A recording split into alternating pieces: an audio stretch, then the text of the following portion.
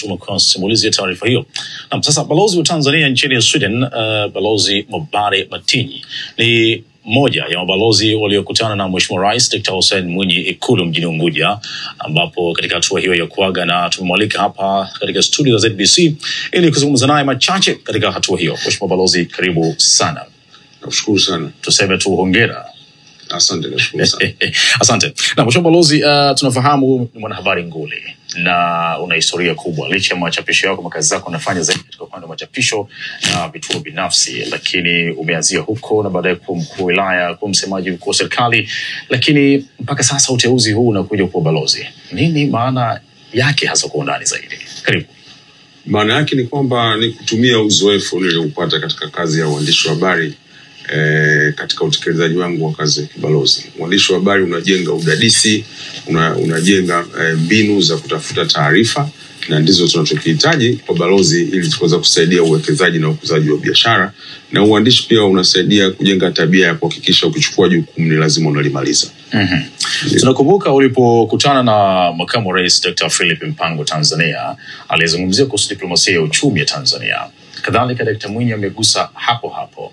Kwa nini viongozi wakuu wa taifa la Tanzania katika pande hizi mbili za muungano wanaegemea sana hapo, au wameona kwamba kuna kitu hapo cha msingi, labda kitaalamu zaidi, kisiasa na diplomasia? Kuna nini ndani hapa? Tangu wakati wa utawala wa awamu ya tatu, Tanzania tuliamua kwamba baada ya kuwa tumezisaidia nchi nyingi za Afrika kujikomboa, sasa ni wakati wa kujenga uchumi wetu. Kwa hiyo tukaanzisha diplomasia ya uchumi, na nchi yetu imekuwa ikiwekeza kwa namna mbalimbali, ikijenga mahusiano na nchi zingine kuhakikisha kwamba tunaujenga uchumi wetu. Na hii ndio sababu viongozi wetu wakuu wanasisitiza kwamba mabalozi tunapokwenda nje tuhakikishe kwamba tunafanya kazi zetu kwa kuzingatia sera yetu hii ya diplomasia ya uchumi. Nchi yetu ina fursa nyingi, nchi yetu bado ni nchi inayoendelea, kwa hiyo inahitaji mafanikio makubwa zaidi katika nyanja hizo za kiuchumi. Wewe kama balozi sasa unaenda kuanzia wapi katika utekelezaji wa maagizo hayo ya viongozi wa Tanzania? Jambo la kwanza kabisa, nitakapofika katika nchi ninazokwenda kuiwakilisha nchi yetu, labda kwa kuzitaja tu, mbali ya kwamba nitakuwa katika nchi ya Sweden, lakini nitakuwa pia nikiwakilisha nchi yetu katika nchi ya Finland, Norway, Denmark, Iceland, Latvia, Estonia, Lithuania na Ukraine. Hizo ni nchi 9, ni nchi ambazo zimeendelea, zimepiga hatua kubwa hasa katika eneo la uchumi wa blue. Ni nchi ambazo kwa mfano Norway, mzalishaji mkubwa, mzalishaji wa 4 wa gesi duniani, mafuta. Ni nchi ambazo pia zina shughuli za kiuchumi sana katika sekta ya uvuvi.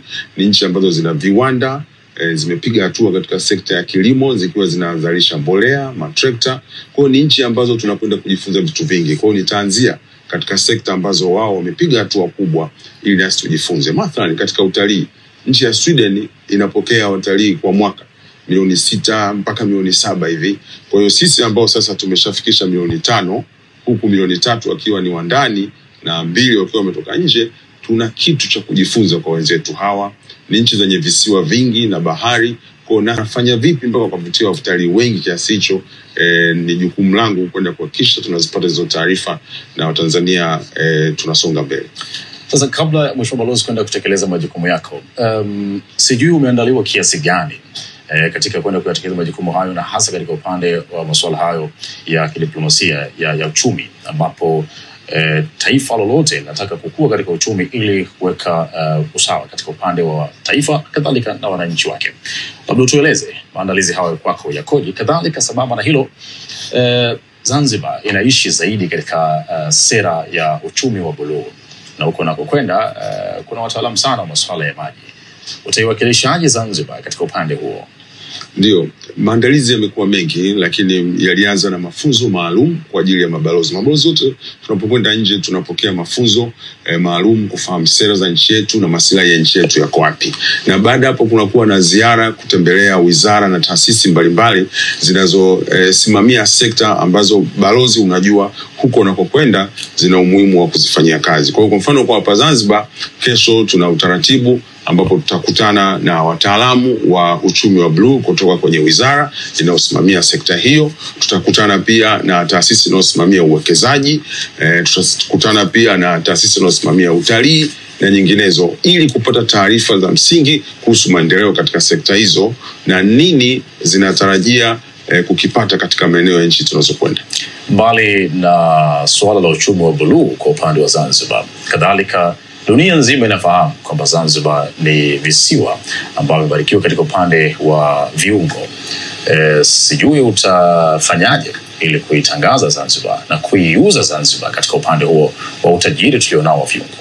Tuna nchi 9 katika eneo langu, nchi za watu ambao wanapenda kutembelea nchi mbalimbali duniani, watu wana vyakula mbalimbali na ni watu wenye tabia ya kutaka kufahamu watu wengine wana vyakula vya aina gani. Kwa hiyo la msingi ni kuhakikisha wanafahamu kwamba baadhi ya viungo wanavyovitumia pia vinapatikana Zanzibar, na Zanzibar kuna viungo ambavyo ni vya kipekee ambavyo wakivitumia katika vyakula vyao basi vitaleta ladha na kunogesha kitu tofauti na walichokizoea katika nchi zao. Mathalani samaki anayepikwa Zanzibar na tofauti na samaki anayepikwa kule. Wale ni walaji wakubwa wa samaki, lakini muhimu wakafahamu kwamba kuna sehemu inaitwa Zanzibar na ina viungo vingi. Nimekusikia miongoni mwa vituo ambavyo utakwenda kuviwakilisha, ingawaje makao makuu utakuwa pale Sweden, lakini umetaja Ukraine. Ndio tunafahamu historia imetokea, lakini na mambo yanayoendelea sasa baina ya Ukraine pamoja na Russia. Tanzania inasimama wapi? Tanzania inasimamia amani. Tanzania ni nchi inayopenda kwamba nchi zinapokwaruzana zisiingie katika vita, bali zikae, zizungumze, zielewane, zifikie maafikiano. Tanzania ni nchi ambayo imekuwa ikifanya hivyo hata katika eneo hili la nchi za maziwa makuu, kwa kuhakikisha kwamba watu wanaishi kwa amani ili wafanyie kazi maendeleo. Kwa hiyo Tanzania tunachotaka katika nchi hizi ni kwamba zikae na ziache kuvutana na kupigana na zitafute amani. Kama miaka miwili iliyopita nyuma, Mheshimiwa Balozi hapa, Rais wa Jamhuri ya Muungano wa Tanzania Dr. Samia Suluhu Hassan aliwaita mabalozi wa Tanzania wanaowakilisha nchi mbalimbali kufanya mkutano wa diplomasia. Takriban wiki moja ikatumia hapa Zanzibar. Dr. Mwinyi aliwataka mabalozi kwamba kuzungumza masuala mahsusi yanayohusu Zanzibar katika nchi wanazowakilisha katika kuikuza Zanzibar katika maeneo mbalimbali. Sina hakika katika hilo, labda kama unauelewa nalo zaidi, na kama iko hivyo, labda sasa wewe unaanzia wapi katika upande huo? Leo nipo katika ziara hapa Zanzibar. Ndio. Kwa hiyo mbali ya kupokea maelekezo kutoka kwa Mheshimiwa Rais, naendelea na ziara pia kesho, na natarajia kurudi tena hapa mwezi ujao kwa ajili ya kuhakikisha tunafanya kila jitihada kufahamu taarifa za msingi zilizopo si tu katika vyombo vinavyotunga sera, lakini katika vyombo vinavyosimamia utekelezaji, ili nitakapofika huko niweze kueleza na kujibu kila linalostahili kwa maendeleo ya kiuchumi ya Zanzibar.